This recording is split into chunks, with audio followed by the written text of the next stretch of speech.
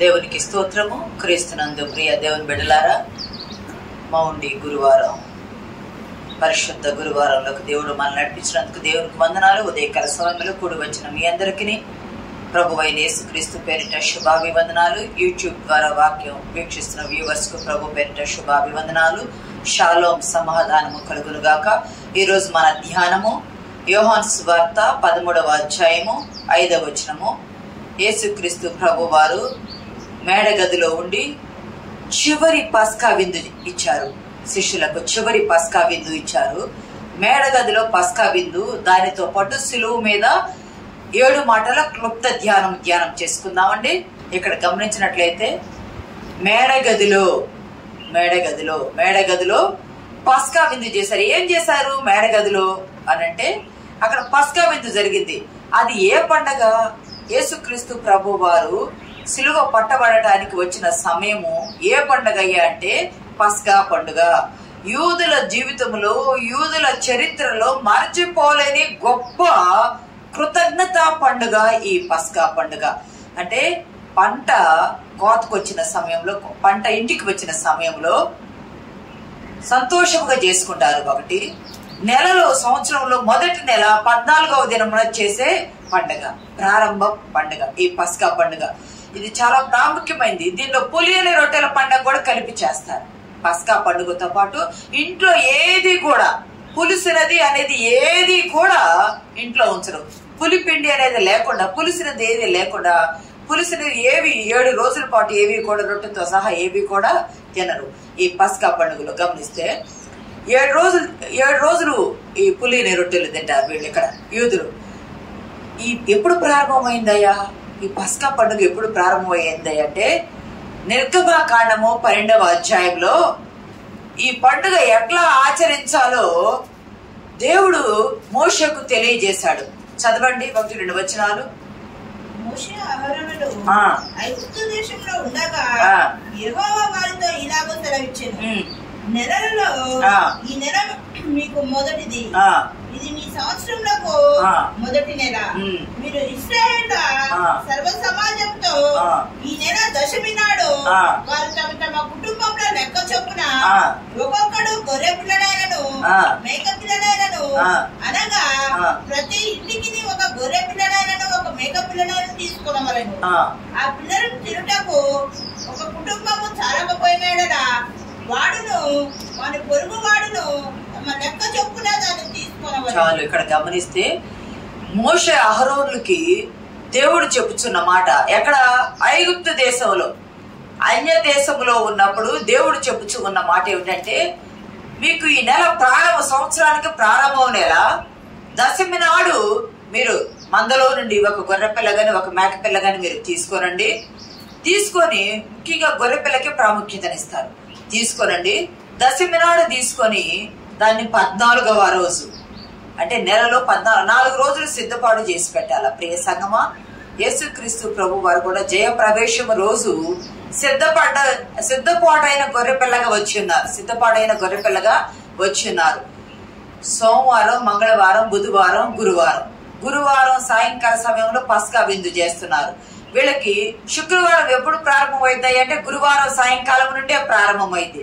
అంటే 4 దినాలు పాత నిబంధన లెక్క ప్రకారము, ధర్మశాస్త్రం ప్రకారమే ఇక్కడ ప్రభు వారు కూడా సిద్ధపాటయ్యారు. 4 దినాలు ముందుగానే సిద్ధపాటయ్యారు. 4వ దినం వచ్చేటప్పటికి ప్రభు వారు గొర్రె పిల్ల వలె విందుగా పోతున్నారు. ఇక్కడ కూడా ఒక గొర్రె పిల్లను సిద్ధపాటు చేసుకొని 4 దినాలు ఉంచి తర్వాత దాన్ని ఏం చేస్తారు అంటే ఆ రోజు బలి ఏర్పడే సమయంలో బలిని అర్పిస్తారు. బలి అర్పించిన బలి సాయంకాల సమయంలో ఆ కుటుంబం అంతా ఆ బలిని ఆరగిస్తారు. సాయంకాల సమయం అంతా ఆ బలిని ప్రతి సంవత్సరము ఏడాది గొర్రె పిల్లని కానీ మేక పిల్లని కానీ ఇస్తారు. ప్రియ సంగమా, ఎందుకు చేస్తారయ్యా ఇది అనంటే, నేను చెప్పాను కదా, దేవాలయంలో బలి అర్పిస్తారు, లేదా ఇంటి దగ్గర బలి అర్పించుకుంటారు. దేవాలయంలో అర్పించిన బలిని యాజకుడు బోరబూదుతాడు. బోరబూదితే బలి అయిపోయిందని అందరికి తెలియజేయాలి. కానీ ఇక్కడ ఈ పస్కా విందులో ప్రతి కుటుంబము బలి చేసి ఆ విందును రాత్రికాల సమయంలో తమ కుటుంబంలో ఆరగిస్తారు. ఆ రాత్రి దేంతో ఆరగిస్తారయ్యా అంటే ఈ మాంసం ఉంటది కదా, కాల్చబడిన మాంసం ఉంటది కదా, ఈ మాంసము, చేదు కూరలు, పులియని రొట్టెలు, ద్రాక్ష రసము, ఈ గొర్రెపిల్ల మాంసము, వలీవలు, ఒక ఖాళీ పాత్ర కూడా అక్కడ ఆశీర్వచనకు పాత్ర అనే ఖాళీ పాత్ర కూడా పెట్టి వాళ్ళ బల్ల మీద ఇవన్నీ ఫ్రూట్స్ ఇవన్నీ పెట్టి అని ఉంచుతారు. ప్రియ సంగమా, ఎందుకు చేస్తారయ్యా అంటే 430 సంవత్సరాలు మీరు ఐగుప్తులో దాస్యంలో ఉన్నారు కదా. ఐగుప్తు దాస్యం నుండి దేవుడు అబ్రహాము చేసిన వాగ్దానం ప్రకారం మిమ్మల్ని విడుదల చేసి తీసుకొచ్చాడు కదా. మీరు కృతజ్ఞతగా గొర్రె పిల్లను వధించి దాని రక్తము ద్వారబంధపు గడప కమ్మీలకు రాసి మీరు లోపల ఉండాలా. ఆ రక్తమును చూసి దేవుడు దాటిపోతాడు. మరణం మీకు దాటి వెళ్ళిపోయింది అంటే తొలిచూలు సంతానం మిమ్మల్ని బ్రతికించి మిమ్మల్ని దాటి వెళ్ళిపోయిన తర్వాత మిమ్మల్ని ఎక్కడికి తీసుకొచ్చాడయ్య అంటే క్రొత్త రాజ్యానికి, క్రొత్త దేశానికి తీసుకొచ్చారు. 430 సంవత్సరాల వాళ్ళకి బానిసత్వంలో ఉన్నారు తప్ప వారి దేశము ఏది, మాది అనే ఒక దేశం వారికి ఏది కూడా లేదు. ఇస్తానని చెప్పిన వాగ్దాన దేశము కనాను దేశానికి ఆ రాత్రికాల సమయంలో గొర్రె పిల్ల విందు తర్వాత దేవుడు వారిని ప్రయాణింపచేశారు. ప్రియ సంగమా, దేవుని బిడ్డలారా, ఇక్కడ అదే ఆచారము యోషియా అనే రాజు కాలంలో ఉంది, హిజ్కియా రాజు కాలంలో ఉంది. బాగా ఘనంగా చేసుకున్నారు. ఎజ్రా కాలంలో కూడా ఘనంగా చేసుకున్నారు. ఈ పస్కా చేసుకుంటూ వచ్చారు. యేసుక్రీస్తు ప్రభు వారి కాలంలో కూడా పస్కా చేశారు. అయితే అప్పుడు గొర్రె పిల్లను బలి ఇవ్వాల, కానీ ప్రతి సంవత్సరము కృతజ్ఞతగా బలి ఇస్తూ ఉండాల. ఎందుకయ్యా అంటే మిమ్మల్ని దాసత్వము నుండి విడిపించారు కాబట్టి అది మీరు మర్చిపోక మీ పిల్లలకు తరతరాలు కట్టడిగా అది మీరు ఖచ్చితంగా చేయాలా, కట్టడిగా చేయాలా. ఆ బలి ఆ పస్కా గొర్రె పిల్లగానే యేసుక్రీస్తు ప్రభు వారు వాళ్ళు చేసుకునేదేమో వాళ్ళ కుటుంబం కొరకు, ఇశ్రాయేలు జాతి కొరకే. కానీ యేసుక్రీస్తు ప్రభు వారు సర్వ మానవాళి కొరకు ఒకే ఒక్క బలి కల్పించవలసిన పని లేకుండా పస్కా గొర్రె పిల్ల పౌలు అంటాడు కదా, అపోస్తలుడైన పౌలు, ఇదిగో మన క్రీస్తును పస్కా పశువు వధింపబడెను అని పస్కా గొర్రె పిల్ల వలె యేసయ్య తానే చెప్పారు. ఇక్కడ శిష్యులను పిలిచారు యేసుక్రీస్తు ప్రభు వారు. బేతనియా నుండి యెరూషలేమునకు వస్తూ ఉండగా ఇద్దరు శిష్యులను పిలిచి, బహుశా అది పేతురు యోహాను కావచ్చు, మీరు వెళ్ళి పస్కా విందు సిద్ధం చేయండి, పస్కా విందు మీరు సిద్ధం చేయండి, మేడగదిలో పస్కా విందు సిద్ధం చేయండి అంటే దేవాలయ పద్ధతి ప్రకారము మీరు బలి అర్పణ చేసి గొర్రెపిల్లను బలి అర్పణ చేసి ఆ మేడగదిలో నియమం ప్రకారంగానే పస్కా విందును సిద్ధపాటు చేసి పెట్టారు.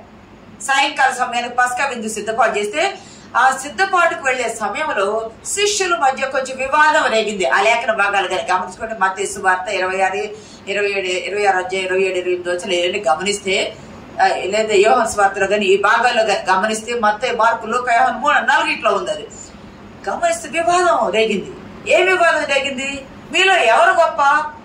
పేతురు గొప్ప, యోహాను గొప్ప, యాకోబు గొప్ప, ఎవరు గొప్ప? నేను గొప్ప, నీవు గొప్ప అనే వివాదము రేగింది. అంతరంగం రేగిన ప్రభువు వారి ఆలోచన ఎరక్కుంటారా? పస్కా విందు చేయడానికి మేడగదిలోకి వెళ్ళగానే అందరూ కూర్చొని ఉన్నారు. మాకు మేమే అనుకుంటున్నామే గాని ఎవరు కూడా ఒక్కరు కూడా పాదాలు కడిగిన వారు లేరు. ప్రభు పాదాలు కడగలేదు, వారి పాదాలు వారు కడుక్కోలేదు. ప్రభు వారు ఇది గమనించి ఆయన లేచి తన పై వస్త్రం తీసి పక్కన పెట్టి ఆ మేడగదిలో ఆయన ఏం చేస్తున్నారు, ఒక పాత్ర తీసుకొని, ఒక బేసన్ కావచ్చు, ఒక గిన్నె కావచ్చు, ఒక పళ్ళెం కావచ్చు, ఒక పాత్ర తీసుకొని నీళ్లు తీసుకొని ఆయన నడుమునకు తువాలు కట్టుకున్నారు. ఒకసారి చూడండి, ఫిలిప్పీ పత్రిక 2వ అధ్యాయము 6-7 వచనాలు చదవండి.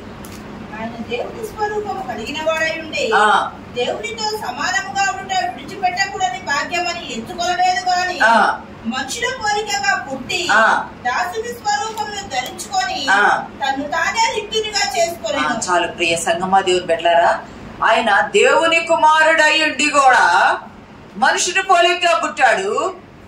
ఆయన మరణం లేనివాడు, కానీ మరణించడానికి ఆయన మనుషుని పోలికగా పుట్టాడు.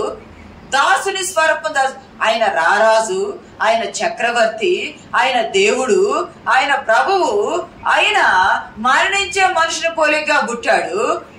మరణానికి వచ్చే పాప జీతం తీసుకోవడానికి సిద్ధపడి వచ్చాడు. దాసుని ఇంకా ఆ వచ్చిన ప్రభు, నరావతారికి వచ్చిన ప్రభు ఎలా ఉన్నారా అంటే దాసుని స్వరూపం ధరించుకున్నారు. ఇక్కడ అదే ధరించారు యేసుక్రీస్తు ప్రభు వారు. యోహాను సువార్త 13:5 చదవండి. ఇప్పుడు చదివిన భాగంలో అంతటా పళ్ళెంలో నీళ్లు పోసి శిష్యుల పాదములు కడుగుటకును తాను కట్టుకొని ఉన్న తువాలుతో తుడుచుటకును చాలండి. ఇక్కడ గమనిస్తే ఆయన పై వస్త్రం తీసి పక్కన పెట్టారు, నడుమునకు తువాలు కట్టుకున్నారు. ఇది ఎవరు చేస్తారయ్యా అంటే బానిసలు, దాసులు చేస్తారు. కాన వివాహంలో రాతి బాణలో నేను చాలా సార్లు చెప్పుకున్నాం కదా. అవి ఎందుకయ్యా అంటే బయటనే పెట్టి ఉంచి వాటి నిండా నీళ్లు పోసి వచ్చిన బంధువులకు కానీ ఎవరైనా గెస్ట్లు కానీ ఎవరైనా వస్తే వాళ్లకు దాసుడు, ఆ ఇంటి దాసుడు, యజమానుడు గడగడు, ఆ ఇంటి దాసుడు ఏం చేస్తాడు, నీళ్లు తీసుకొని వారి పాదములు కడిగి అతను కట్టుకునే తువాలతో వారి పాదములు తుడుస్తారు. గమనించండి, యేసుక్రీస్తు ప్రభు వారు కూడా దాసుని రూపము దాల్చాడు. శిష్యుల పాదాలు అంతా తిరిగి తిరిగి తిరిగి వచ్చారు, పరిచర్య చేశారు.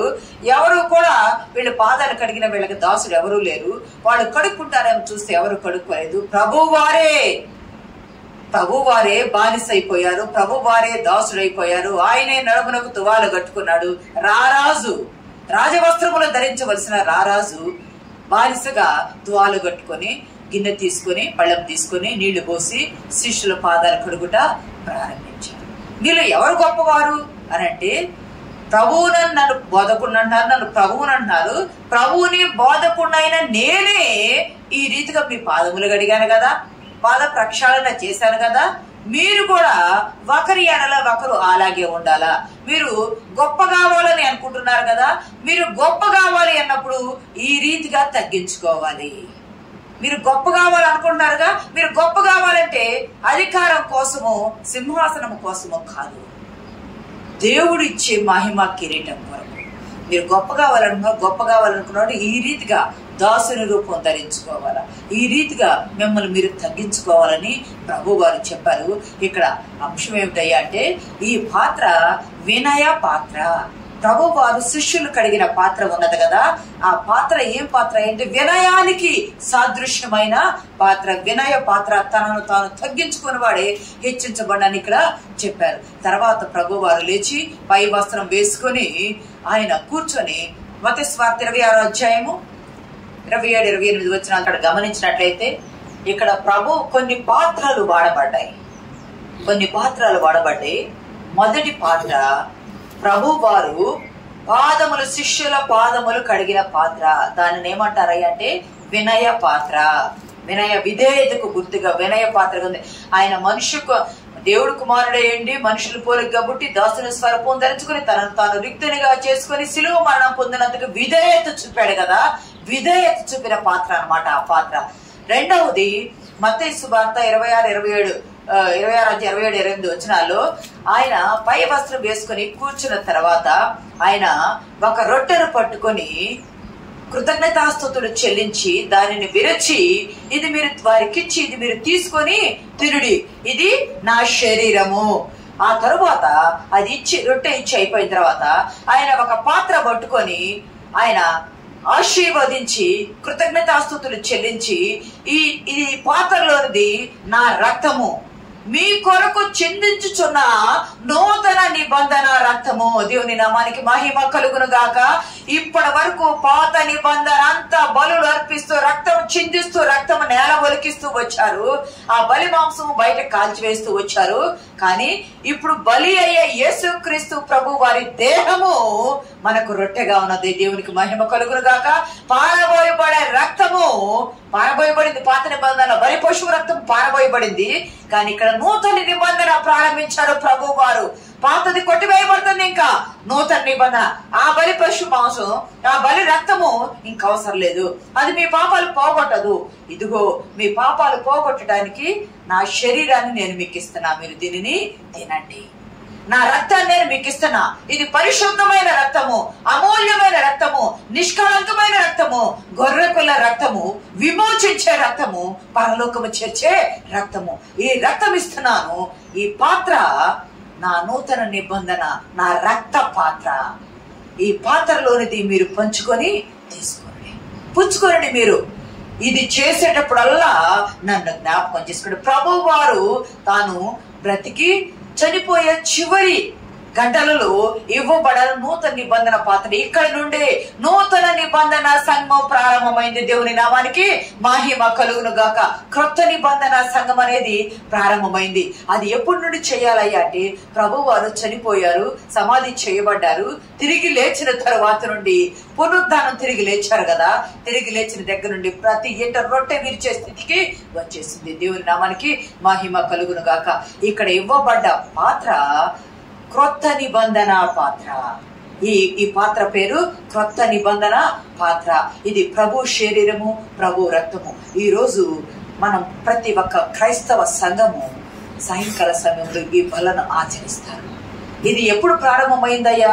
యేసుక్రీస్తు ప్రభు వారు వచ్చారు, యేసుక్రీస్తు ప్రభు వారు శిలువ మరణం పొందారు, ప్రభు వారు మన కొరకు చనిపోయి సమాధి చేయబడి తిరిగి లేచారు అంటానికి రుజువు ప్రతి సంఘములో ఒక సాదృశ్యంగా ప్రభు శరీరము రక్తమును బల్లగా మనము పుచ్చుకుంటున్నాం. ఇది ఆశీర్వచనపు పాత్ర, ఆశీర్వదించబడిన పాత్ర.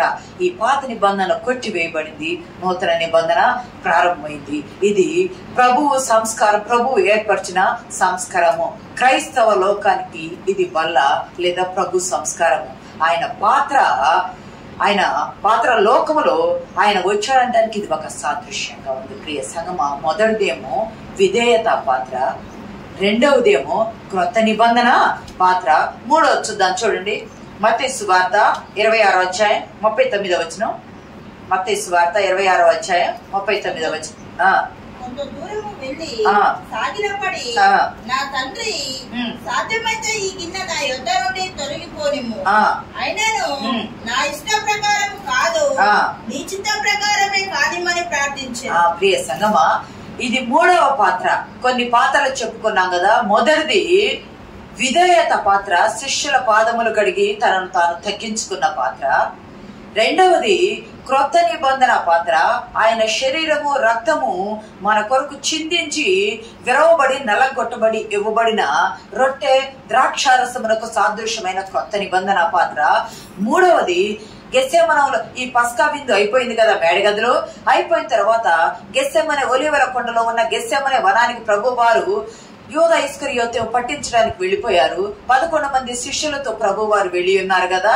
అక్కడికి వెళ్లి శిష్యులను కూర్చోబెట్టి పేతురు, యాకోబు, యోహాను ముగ్గురు తీసుకుని వారిని మిగతా ఈ 11 మందిలో ముగ్గురు తీసివేసి మిగిలిన 8 మందిని ఒక పక్క పెట్టారు. ఈ ముగ్గురు తీసుకుని వెళ్లిపోయారు.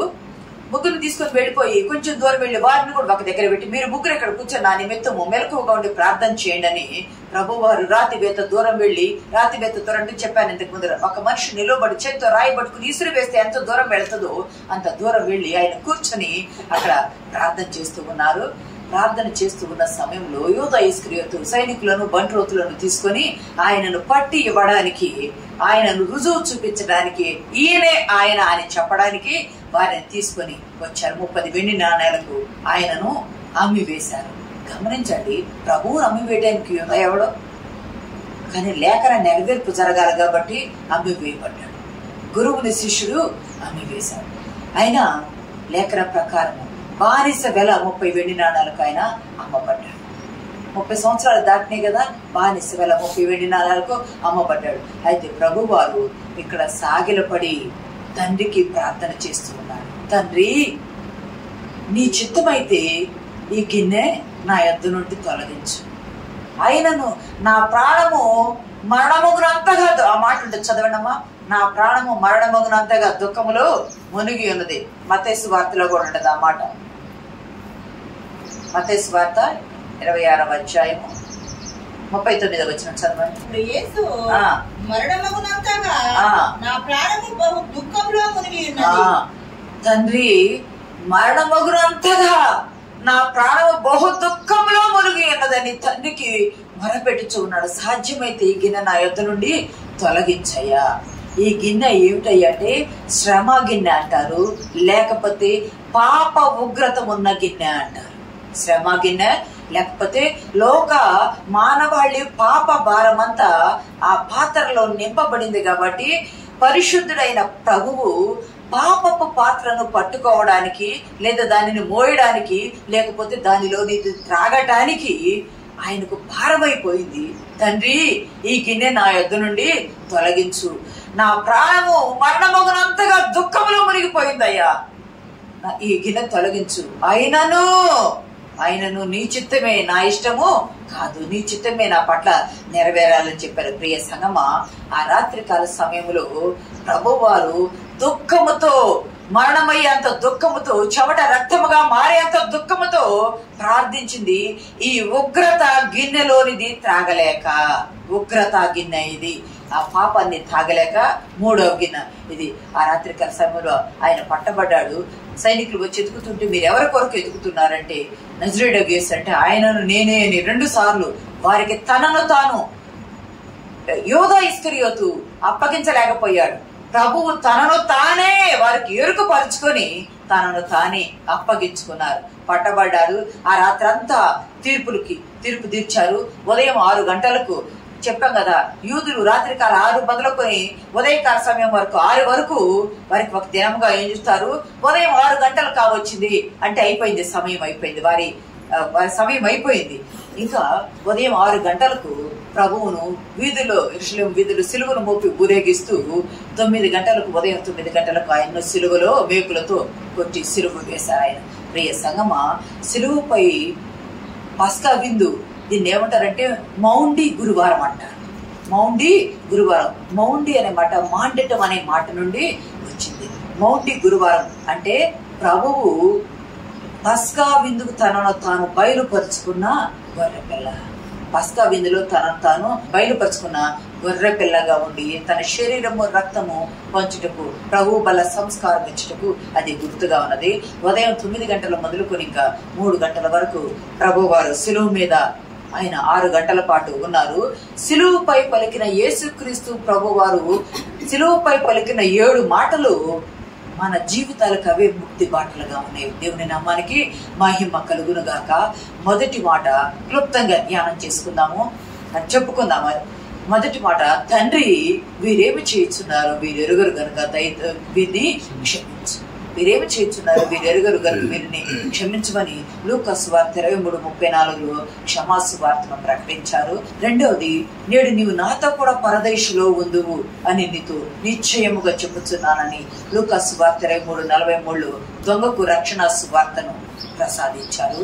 మూడవది, అమ్మ ఇదిగో నీ కుమారుడు, ఇదిగో నీ తల్లి అని యోహాను సువార్త 19:26-27 వచనాల్లో చెప్పి బాధ్యతాయుతమైన సువార్తను ప్రకటించారు. నా దేవా నన్నెందుకు చేయి విడిచితివి అని బిగ్గరగా కేకవేసి ఎడబాటు సువార్తను తెలిపారు ప్రభువారు. మత్తయి 27:46 ఉంది. ఐదవది, నేను దప్పెగొనుచున్నాను అని ఆత్మల రక్షణకై ఆయన చెప్పిన మాట, ఆ మాట యోహాను సువార్త 19:28 ఉంది. యేసు ఆ చిరక పుచ్చుకొని సమాప్తమైనదని చెప్పాను, అది 6వ మాట. ప్రియ సంగమా, ఈ మాట చెప్పి కూడా ఆయన బిగ్గరగా కేకవేశారు. విజయోత్సవ సువార్తను ప్రకటించారు. యోహాను సువార్త 19:30 ఉన్నది.